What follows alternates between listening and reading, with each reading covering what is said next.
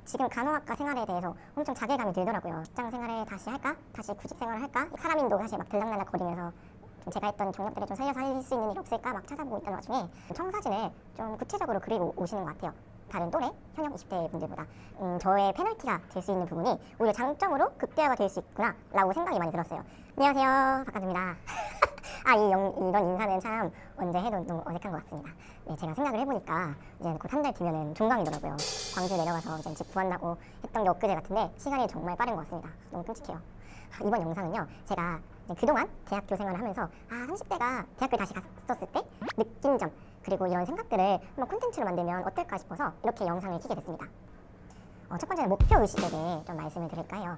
저뿐만 아니라 다른 만학도 분들은 한번 대학을 졸업하고 직장생활을 하다가 다시 대학교를 재입학하는 거잖아요. 그러다 보니까 이 선택에 있어서 좀 더 신중하기도 했고, 그리고 나는 이 과를 졸업해서 어떤 일을 할 거고 어떤 파트를 갈 거고에 대한 좀 청사진을 좀 구체적으로 그리고 오시는 것 같아요. 다른 또래 현역 20대 분들보다. 그래가지고 되게 좀 외적 동기보다는 내적 동기가 좀 더 크다고 해야 되나? 뿐만 아니라 이제 대학교 1회차 때 못했던 그런 활동들을 많이 적극적으로 찾아서 하는 것 같습니다. 실제로도 이제 이번에 전문대학생들 한해서 이제 학교 홍보하는 그런 쇼폼 대회 활동 공지가 올라왔었는데요. 제가 그거 보자마자 이제 같이 할 사람 막 찾아가지고 오늘도 아까 막 영상 어떻게 찍을 건지 막 기획도 하고, 그리고 장비 어떻게 마련할 건지 그런 것도 막 구상하고 그랬거든요. 그래서 저만 봐도 이렇게 적극적으로 뭔가 능동적으로 뭔가 좀 활동들을 하는 거 보면서 확실히 좀 남들과 차별성을 주려는 그런 활동 내역들이나 이런 수상 내역들을 많이 챙기는 것 같습니다. 두 번째는 소비 패턴인데요. 작년까지만 하더라도 제가 월급을 받고 살아왔잖아요. 그래서 이제 그런 씀씀이도 약간 대학교 때랑 많이 달랐을 거란 말이죠. 대학교 때 막 컵밥 하나 막 먹고 끼니 때우고 그랬는데, 이제 월급쟁이 입장에서는 컵밥이 아닌 그런 좀 그래도 좀 가격대가 있는 그런 음식들을 많이 찾아서 먹으니까 돈도 그때 좀 많이 쓰곤 했죠. 왜냐면 계속 월급이 들어오니까, 고정 수입이 있으니까. 근데 이제 대학생이 되면은 그런 수입이 완전히 끊기는 거잖아요. 근데 그 소비가, 그 월급이 고정 수입이 끊겼다고 해도 제가 그동안 해왔던 소비 패턴은 그대로더라고요. 이게 끊어지지가 않아요. 오히려 그래가지고 기존에 제가 잡았던 예산보다 항상 막 10만 원, 20만 원 이렇게 막 초과하다 보니까 이런 경제 습관을 어떻게 컨트롤할지 모르겠어요. 지금도 사실 5월 때만 하더라도 연휴라고 해서 막 서울 갔다 와가지고 돈을 많이 쓰고 왔는데, 그래서 제가 너무 하고 싶은 말은 돈을 최대한 많이 벌고 오시길 바랍니다. 저는 조금 간호학과를 가겠다라는 결정을 늦게 했기 때문에 돈을 그렇게 많이 모으지 않았거든요. 그냥 한 학기 정도는 일 안 하고 살 수 있는 정도? 돈을 좀 많이 모으고 오셔야 그 적은 기간에 그때 내 소비 패턴을 좀 확인하고 좀 더 절약할 수 있는 방법을 많이 찾을 수 있고, 그런 시간이 좀 있을 것 같습니다. 세 번째로는 좀 멘탈 관리의 필요성에 대해 설명을 드리려고 해요.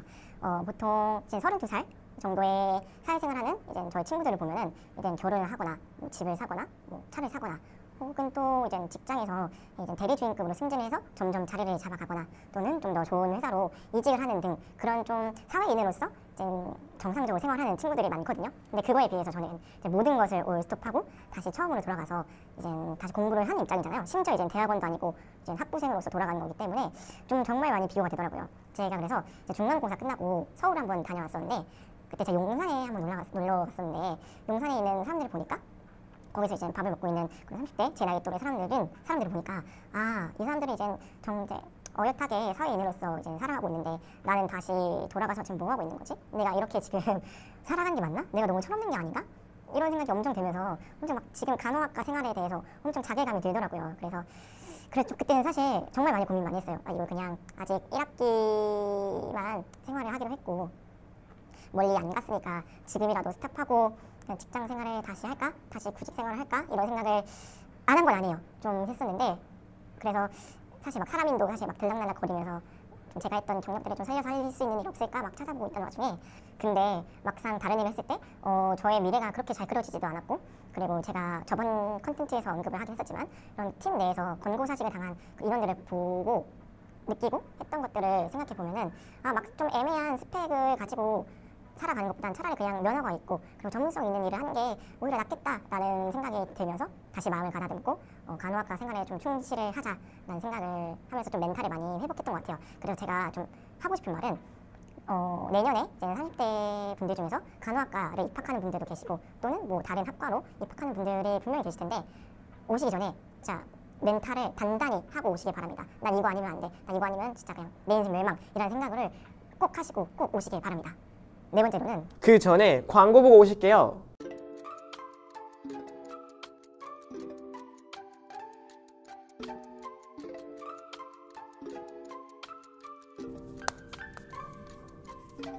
아니 끈적임이 하나도 없어.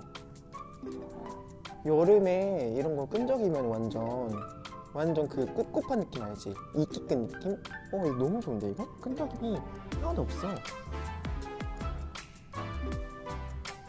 센텔라 아시아티카 추출물을 기반으로 한 제품으로 피부 진정, 항염 효과, 피부 재생 촉진, 보습 및 피부 장벽 강화에 캣꿀.